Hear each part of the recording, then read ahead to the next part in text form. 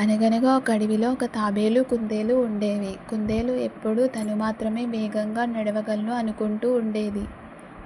తాబేలు నడక చూసి వెక్కిరిస్తూ ఉండేది.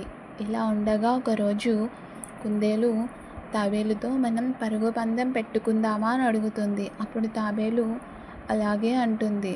పోటీలో గెలిచిన వాళ్ళకి మంచి బహుమతి కూడా ఉంటుంది అంటుంది కుందేలు. అలానే కానివ్వు అంటుంది తాబేలు. అడవిలో అన్ని జంతువులు పరుగు పందెం చూడ్డానికి వచ్చాయి. ఇక్కడి నుంచి దూరంగా కనిపించే కొండ దగ్గరికి ఎవరు ముందు చేరుకుంటారో వాళ్ళు గెలిచినట్టు అంటుంది కుందేలు. అలాగే అంటుంది తాబేలు.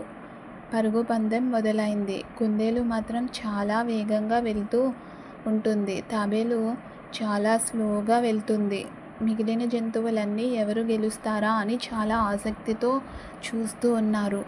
కుందేలు నడిచే వేగం చూసి అందరూ కుందేలే గెలుస్తుంది అనుకుంటూ ఉన్నారు.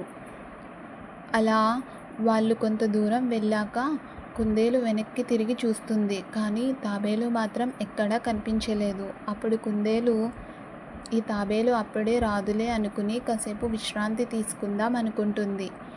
అలా విశ్రాంతి తీసుకుంటూ తెలియకుండానే నిద్రలోకి వెళ్ళిపోతుంది కుందేలు. ఈలోపు తాబేలు దగ్గరకు వచ్చింది. కుందేలు విశ్రాంతి తీసుకోవడం చూసి ఏం శబ్దం చేయకుండా స్లోగా వెళ్ళిపోతుంది. కుందేలు మాత్రం అలానే నిద్రపోతూ ఉంటుంది. కొంతసేపటికి నిద్రలేచిన కుందేలు ఫాస్ట్గా కొండ దగ్గరికి వెళ్ళింది. అప్పటికే తాబేలు కొండ దగ్గరికి వెళ్ళిపోయింది. అది చూసిన కుందేలు, మిత్రమా, నన్ను క్షమించు, నువ్వే గెలిచావు అనుకుంటుంది. నీతి ఏమిటంటే ఎంతటి వారికైనా నేనే గొప్ప అనే గర్వం పనికిరాదు.